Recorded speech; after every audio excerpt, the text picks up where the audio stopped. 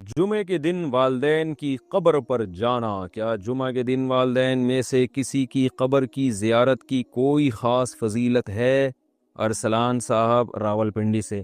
नहीं जनाब, लोग आजकल जुमे के दिन या ईद के दिन कब्रिस्तान जा रहे होते हैं, इसकी कोई हैसियत नहीं है।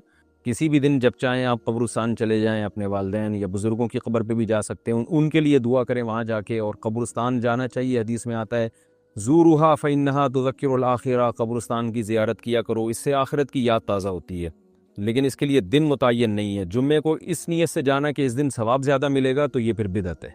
वालिद की वफ़ात के बाद रोज़ाना कब्रिस्तान जाना। मेरे वालिद को इनके इंतकाल को 8 महीने हो गए हैं। मैं रोज़ाना कब्रिस्तान जाता हूँ, वहाँ जाकर सूरह यासीन वग़ैरह पढ़ता हूँ। तो क्या रोज़ाना वहाँ जाना बिदअत है? बहुत से लोग इससे रोकते भी हैं। यूनुस साहब इंडिया से। देखें, सूरह यासीन पढ़ने के लिए जाना तो बिदअत है। सूरह यासीन तो कहीं से भी पढ़ी जा सकती है, यहाँ भी पढ़ी जा सकती है, वहाँ भी पढ़ी जा सकती है। आप अगर सिर्फ ज़ियारत के लिए जाते हैं तो 2 ज़ियारतें हो सकती हैं। एक तो कब्रिस्तान की ज़ियारत के लिए जाना, वो तो नबी सल्लल्लाहु अलैहि वसल्लम ने हुक्म दिया, फरमाया ज़ूरुहा फ़इन्नहा तुज़क्किरुल आखिरा, कब्रिस्तान की ज़ियारत किया करो, इससे आखिरत की याद ताज़ा होती है।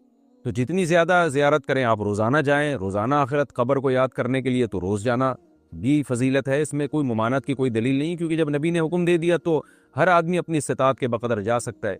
दूसरा मसला है स्पेशल वालिद की कब्र के लिए जाना, तो इसका भी हदीस से हमें सबूत मिलता है। नबी सल्लल्लाहु अलैहि वसल्लम ने अल्लाह से इजाज़त मांगी कि अपनी वालदा की कब्र की आपको इजाज़त दी जाए, उनकी ज़ियारत की, तो अल्लाह ने इजाज़त दे दी।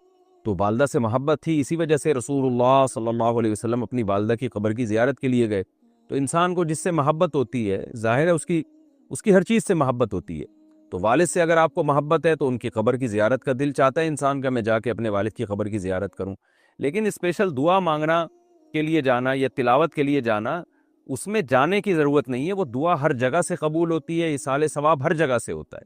तो इस नीयत से आप ना जाएं। हाँ, जाने के बाद आप वहाँ दुआ करें या कुछ तिलावत कर लें तो वो जायज़ है। एक है गए और आपको ख्याल आया कि खामोश बैठने से बेहतर है कि मैं अपने वालिद के लिए दुआ करूँ, तो ये बहुत अच्छी बात है। लेकिन ये समझना कि वहीं जाके तिलावत करूँगा तो ज़्यादा फ़ायदा होगा, वहीं जाके दुआ मांगूंगा तो ठीक है, वहाँ जाके दुआ मांगने में ज़रा इस्तेहज़ार ज़्यादा होता है, इस लिहाज से तो बहरहाल फ़ायदे की चीज़ है। लेकिन ऐसी चीज़ें आहिस्ता आहिस्ता बिदअत बन जाती हैं। तो इसलिए आप रोज़ाना वालिद साहब की कब्र की ज़ियारत करें तो कोई गुनाह नहीं है। लेकिन इस ज़ियारत की बेस वालिद साहब से मोहब्बत होनी चाहिए।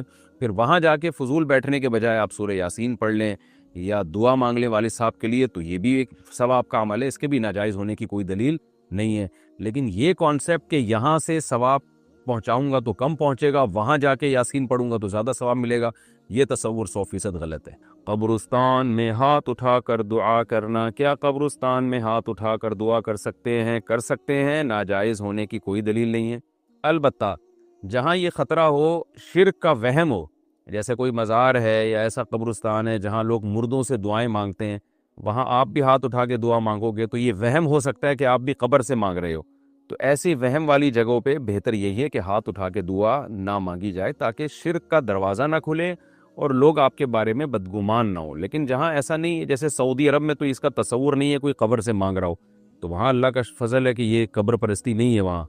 जैसे हमारे इंडिया पाकिस्तान में जो बिदतियों ने शुरू की हुई है, सऊदी अरब में तसव्वुर नहीं है। अब वहाँ अगर कोई हाथ उठा के दुआ मांग रहा है तो कोई वहम भी नहीं कर सकता कि कब्र से मांग रहा है। लेकिन बहरहाल ज़रा सा भी वहम का अंदेशा हो कि कब्र से तो नहीं मांग रहा, तो फिर हाथ उठा के दुआ नहीं मांगनी चाहिए। मेरा मामूल ये है कि मैं जब कब्र पे दुआ मांगता हूँ तो हाथ जब उठाता हूँ तो रुख किबले की तरफ कर लेता हूँ। उसमें ये फ़ायदा होता है कि ये वहम ही ख़त्म हो जाता है। तो आपका रुख कब्र की तरफ हो और फिर किबले की तरफ हो, तो साहिब कब्र के लिए आप दुआ मांग लें, तो ये कोई हर्ज नहीं है इसमें। जनाजे के सामने कुरान पढ़ने की हकीकत। जनाजे के सामने जो लोग कुरान पढ़ते हैं या सूरह यासीन पढ़ते हैं, क्या ये अमल हदीस से साबित है या बिदत है? अब्दुस समद साहब ने इंडिया से पूछा है। जनाजे के सामने स्पेशल जनाजे की वजह से कुरान पढ़ना या सूरह यासीन पढ़ना, मेरे इल्म में ऐसी कोई हदीस नहीं है। तो और जब तक जनाजे को नहलाया ना गया हो तो उसके सामने तिलावत करने को फ़ुक़हा ने गलत लिखा है, नाजायज़ लिखा है। तो जब तक जनाजे को नहलाया ना जाए तो फिर नहलाने के बाद आप उसके सामने कुरान पढ़ सकते हैं, लेकिन कोई सुन्नत अमल नहीं है। होता ये है कि जब जनाजे को नहला के लाया जाता है, घर में रखा जाता है, तो जब तक यानी नमाज जनाजा के लिए लोग जमा नहीं होते, मैयत को घर में रखा जाता है, تو اس دوران علماء یہ کہتے ہیں کہ اس کے پاس بیٹھ کے قرآن کی تلاوت کریں. وہ اس لیے کہتے ہیں کہ ورنہ اگر تلاوت نہیں کریں گے تو ادھر ادھر کی فضول باتیں کرنا شروع کر دیں گے لوگ, غیبتیں بھی شروع کر دیتے ہیں. اب جنازہ رکھا ہوا ہے تو بہتر ہے نا کہ اللہ کو یاد کیا جائے, اللہ کا ذکر کیا جائے, آخرت کی یاد کو تازہ کیا جائے. تو علماء اس لیے کہتے ہیں کہ وہاں بیٹھ کے قرآن پڑھ لو, یا سورہ اخلاص پڑھ لو, سورہ یاسین پڑھ لو, کوئی بھی سورت پڑھ لو, تاکہ آپ فضول چیزوں میں اپنا ٹائم برباد نہ کریں. اس وجہ سے کہا جاتا ہے.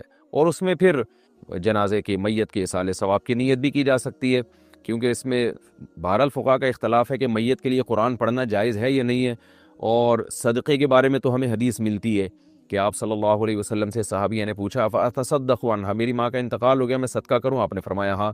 تو جمہور علماء نے اس سے استدلال کیا کہ جب صدقہ بھی ایک نیکی ہے تو وہ نیکی پہنچائی جا سکتی ہے میت کو, تو اس میں ایک علامت بیان کی ہے کہ کوئی بھی نیک عمل پہنچایا جا سکتا ہے, تو قرآن کی تلاوت بھی نیک عمل ہے. بعض فقہا کہتے ہیں کہ نہیں, صدقہ تو جائز ہے کیونکہ حدیث میں صدقے کا ذکر ہے, تلاوت کا ذکر نہیں ہے, لہذا تلاوت جائز نہیں. تو اختلاف رائے ہے اس میں. بر صغیر میں چونکہ فقہ حنفی کو فالو کیا جاتا ہے, اور میری رائے میں فقہ حنفی کی دلیل بہت مضبوط ہے, کیونکہ احادیث میں آپ صلی اللہ علیہ وسلم نے ہمیشہ اصول یہ رہا ہے کہ جزئیے کے ضمن میں کلیات سکھائے جاتے ہیں. جیسے قرآن میں آتا ہے نا لا تقل لہما اف, ماں باپ کو اف مت کرو, تو یہ ایک مثال ہے, مطلب یہ کہ تکلیف نہ دو. تو اسی طرح جو حدیث میں آتا ہے صدقہ کر سکتے ہو میت کے لیے, تو ایک مثال ہے, مطلب یہ کہ کوئی بھی نیکی کی جا سکتی ہے. اور دوسری بات یہ کہ حنفیہ کا جو قول ہے نا اس میں ذرا وسعت زیادہ ہے, اللہ کی رحمت کو آپ پھیلا دیتے ہیں کہ بھئی اگر میت کے لیے تلاوت بھی جائز ہونے کا ہم فتویٰ دیں گے تو اس سے اس بہانے لوگ تلاوت کریں گے, ثواب حاصل کریں گے, اور اللہ سے امید ہے کہ اللہ اس میت کو ثواب پہنچائے گا, تو اچھا ہے نا, اللہ کی رحمت سے اچھی امیدیں لگائیں. تو ویسے بھی شریعت کا مزاج ہے کہ جس چیز میں رحمت والا عنصر غالب ہو اس قول پہ آپ کو فتویٰ دینا چاہیے. یہ ہماری رائے ہے. اگر کوئی اس سے اختلاف کرتا ہے تو وہ اس کا اپنا مسئلہ ہے. تو اس لیے جنازے کے پاس قرآن پڑھنا الگ سے کوئی اس کی فضیلت ہمارے علم میں نہیں ہے حدیث میں, لیکن کہا اس لیے جاتا ہے کہ وہاں بیٹھ کے ادھر ادھر کی باتیں کرنے سے بہتر ہے کہ آپ قرآن پڑھ لیں. البتہ قرآن خوانی میت کے لیے یہ جائز نہیں ہے, کیونکہ قرآن خوانی کو کہتے ہیں کہ لوگوں کو قرآن پڑھنے کے لیے جمع کرنا.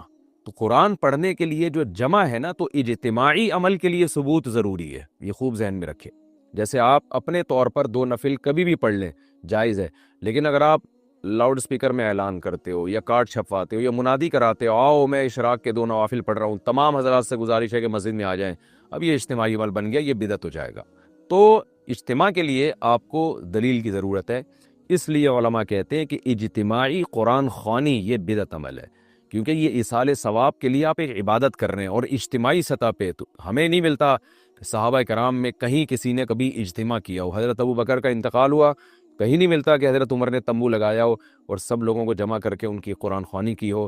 حضرت عمر کی شہادت ہوئی تو کہیں نہیں ملتا کہ حضرت عثمان نے ان کے لیے قرآن خوانی کی ہو. یہ ثابت نہیں ہے, اور اس پر علماء کے فتاوی بھی موجود ہیں. البتہ برکت کے لیے قرآن خوانی ایک الگ چیز ہے.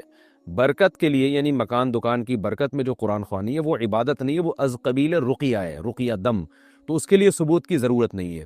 لیکن بہرحال بعض علماء اس کو بھی بدعت اس لیے کہتے ہیں, بدعت تو نہیں یعنی بدعت کی تائید کا ذریعہ بنتی ہے.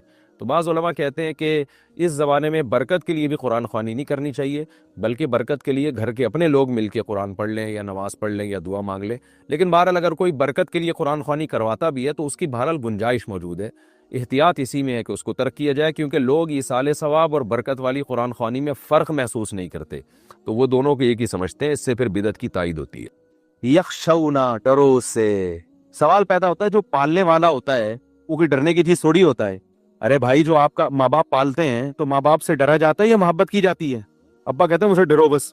کہیں گے ابا کیوں, آپ کیا کچھ چنگیز خان کی اولاد ہو جو آپ مجھے کہہ رہے ہو کہ مجھ سے ڈرو؟ امی کہہ رہی ہے بیٹا مجھ سے ڈرو. کیوں امی, آپ کے سر پہ سینگ لگے ہوئے ہیں بھائی, کیوں ڈروں؟ تو اب یہی سوال ہم اللہ سے کرتے ہیں یا علماء سے کرتے ہیں جو قرآن زیادہ جانتے ہیں کہ بھئی اللہ سے کیوں ڈریں. تو علماء نے لکھا ہے یہ مجاز بحرف مضاف ہے. تھوڑی گاڑی اصطلاح ہے, اس کو میں آسان کر کے سمجھاتا ہوں پھر بیان ختم کرتا ہوں.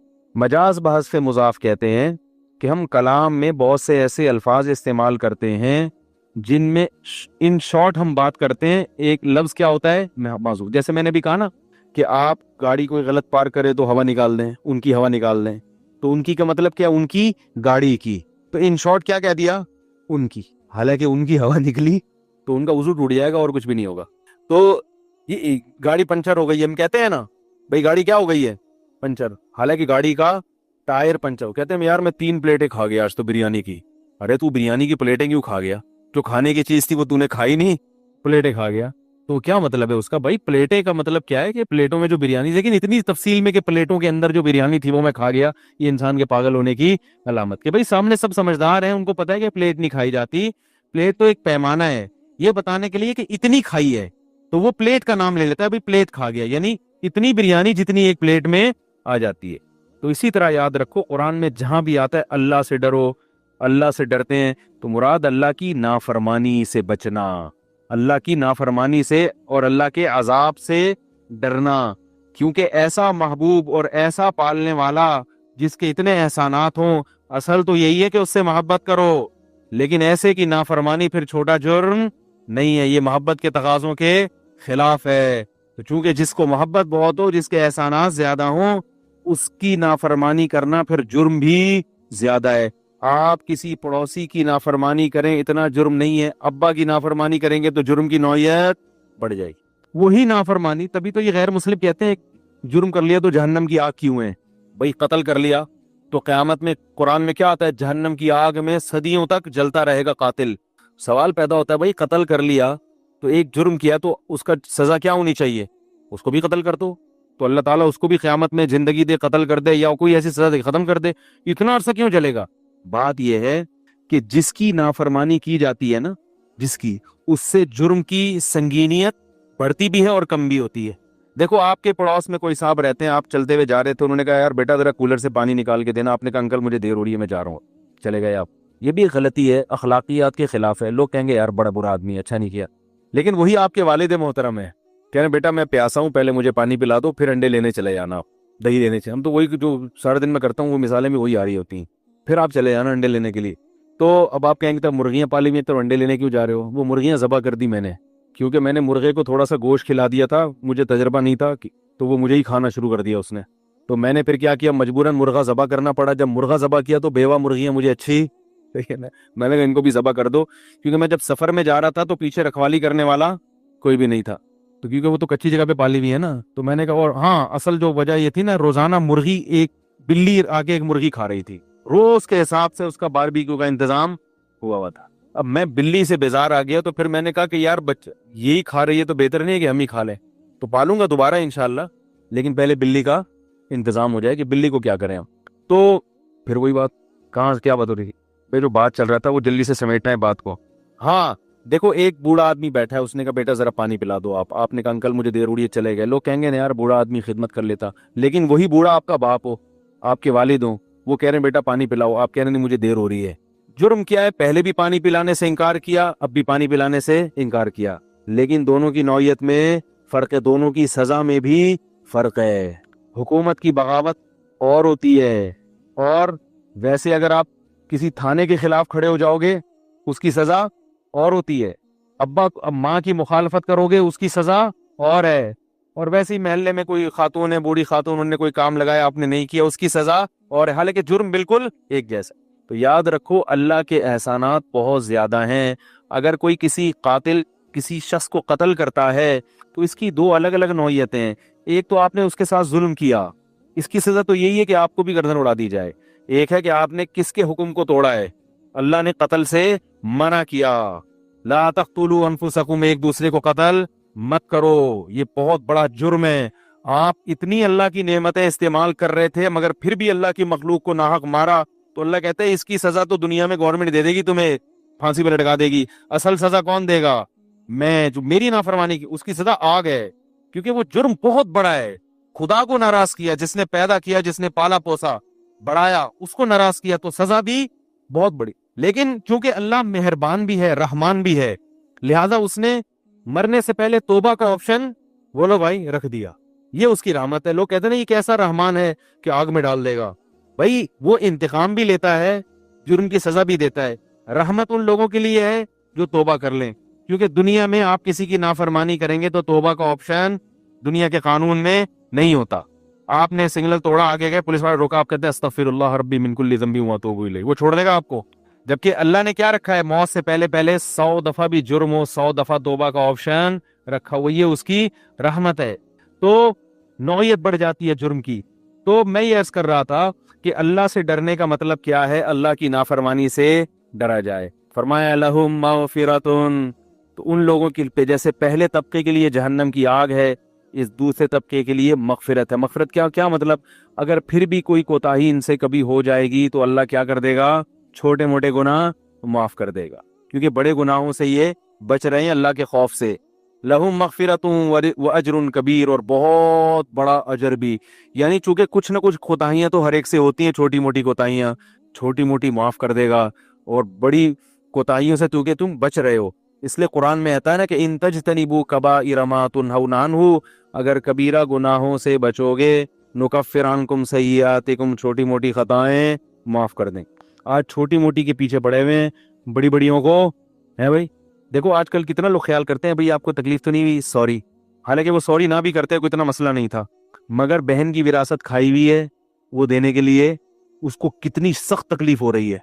अबे भाई तो वहां सॉरी ना करता, कोई इतना बड़ा मसला। वो एक साहब मुझे अंग्रेज की फजीलत बता रहे थे कि इतने अच्छे अखलाक, एटीट्यूड इतना अच्छा, जब भी कोई बात हो तो सॉरी करते हैं। मैंने कहा अब्बा को ओल्ड हाउस क्यों जमा कराते हैं भाई, अब्बा से सॉरी करो, जिन जिन अब्बाओं को ओल्ड हाउस में जमा कराया उनको घर लेकर आओ, बोलो आपने जना है हमें, आपकी बॉडी से अल्लाह ने आपके जिस्म से पैदा किया, डीएनए सेम है, मुझे जिस जिंदगी मिली आपकी वजह से, ये बुजुर्गी का रिश्ता, और माँ को ओल्ड हाउस से निकाल के लाओ, ये इतना बड़ा बड़ा कबीरा चल रहे हैं, और थोड़ी सी मतलब सॉरी, ये क्या है भाई, करनी चाहिए, ऐसा ना हो कि सॉरी करना भी छोड़ दें। लेकिन कुरान क्या कह रहा है, कबीरा गुनाहों से बचोगे तो छोटी मोटी खताएं माफ कर दूंगा। और हम बहनों की विरासतें खा रहे हैं, औरतों पे जुल्म हो रहा है मुआशरे में, जिसकी लाठी उसकी भैंस, जिसकी लाठी उसकी भैंस। अगर औरत स्ट्रांग हो तो वो मियाँ को दबा लेती है, मियाँ स्ट्रांग हो तो वो औरत को दबा लेते हैं। बच्चे अगर चालाक हो तो अब्बा को जिंदगी में ही विरासत मांगना शुरू। अभी अब्बा दुनिया में है, अभी सब उनका कह रहे हैं हमारा हक दो, तुम्हारा कहां से हो गया, मांगना शुरू। अब्बा को तकलीफ हो रही है, उसका एहसास ही नहीं है कि यार मेरी मुझसे भी, इनको तो चाहिए था, बोले अब्बा जो हमने कमाया है वो भी आप हमसे ले लें, आपका है सब कुछ। हदीस में आता है तुम और तुम्हारा माल तुम्हारे बाप का है, ये नहीं फरमाया कि तुम्हारे बाप का माल किसका है, तुम्हारा है। उल्टा कर रहे हैं हम लोग, माँ को तकलीफें दी जा रही हैं, माँ बुला रही है और बेटी जवाब नहीं दे रही। कैसी लोरियां सुना सुना के माएँ जो है ना रातों को अपनी जागती हैं बच्चों को सुलाने के लिए, कैसी मोहब्बत देती है। यही बच्ची जरा सी बड़ी हुई, समझदार हुई, तो अब माँ को सताना शुरू कर। तो बड़ा जुल्म हो रहा है, हर जगह ये हो रहा है, क्या क्या बताएं भाई। वो मैंने एक बयान किया था कि वो आजकल बहुएं सासों की खिदमत नहीं कर रही, उस पे जो मुझे तमीज से तमाम बहुओं की तरफ से जो सलावातें मिली है ना, तो वो मैंने, वो कई मिलियन गया है वो क्लिप। और एक ही औरतों के वैसे ही खिलाफ है। मैंने कहा जिस सास की मैं हक बयान कर रहा हूँ वो भी तो क्या है, औरत ही है ना बेचारी। और याद रखो, जब एक टॉपिक पर बात की जाती है इसका मतलब ये नहीं होता कि दूसरी तरफ से जुल्म नहीं हो रहा। वो तो एक टॉपिक था कि भाई इनको चाहिए कि वो अखलाकन कुछ खिदमत कर लिया करें, बाकी हमें पता है कि सासें क्या कर रही हैं, वो तो टॉपिक तो बात नहीं हुई ना। तो लोग कहते हैं एक तरफा बात, भाई हमें भी पता है कि बहुत सी सासें इसराइल का किरदार अदा कर रही हैं, हम भी इसी मुआशरे में पैदा हुए हैं, हमें भी पता है घरों में क्या हो रहा है। उनको कौन इजाजत देता है कि आप जुल्म करो बहू के ऊपर। तो नेगेटिव कमेंट्स करने से पहले थोड़ी सी पॉजिटिव सोच रखा करो, उसके बाद फिर कमेंट्स किया करें कि भाई मुफ्ती साहब का ये मतलब हो सकता है, ये मतलब हो सकता है, ये मतलब हो सकता है, ये मतलब 10 मतलब अगर उसके सही निकल सकते हैं तो आप जरूरत है उसको मनफी ही पर लेकर जाएं। तो होता है बड़ी, हमें पता है बेचारी वो कम उम्र बहुएं आ जाती हैं घरों में, सास उसको पहले दिन से ऐसी तवक्कुआत उससे लगाना छुपा। बेटियां बाप के घरों में कितनी मोहब्बत और इज्जत के साथ पलती हैं, कैसे नाजो नेम, ससुराल जाते ही उनका कीमा बनना, ये तो हम देख रहे हैं हो रहा है ये, ठीक है ना। तो वो तो एक मुआशरे का अलमिया है, जुल्म होता है उसके ऊपर, लेकिन इधर से भी होता है, एक तरफा नहीं है। बाज दफा यहाँ से होता है, ये तमीज से बात ही नहीं करती है खानदान के किसी बड़े से, तो फिर जाहिर है तो दोनों तरफ हो रहा है। तो अल्लाह का खौफ होगा तो फिर इंसान अपना हक अदा, बोलो ना यार, करेगा। उसको पता है कि भाई सास को चाहिए इसको अपनी बेटी की तरह समझे, जैसे ही चाहती है ना कि मेरी बेटी जिस तरह से रहे दामाद के साथ, तो अपनी बहू को भी उसी तरह रखे कि जैसा मैं चाहती हूँ कि मेरी। एक खानदान वाले थे, वो कहने लगे कि हमने जो है ना अपने ऐसी, उनके माशाल्लाह फैमिली बहुत बड़ी थी, मुझे पता था इनके घर में कोई बहू आई तो उसका सारे देवरों की खिदमत करते करते उसकी हिसाब बराबर हो जाएगा, ठीक है ना, क्योंकि ज्वाइंट फैमिली में ये पिस जाएगी, क्योंकि वो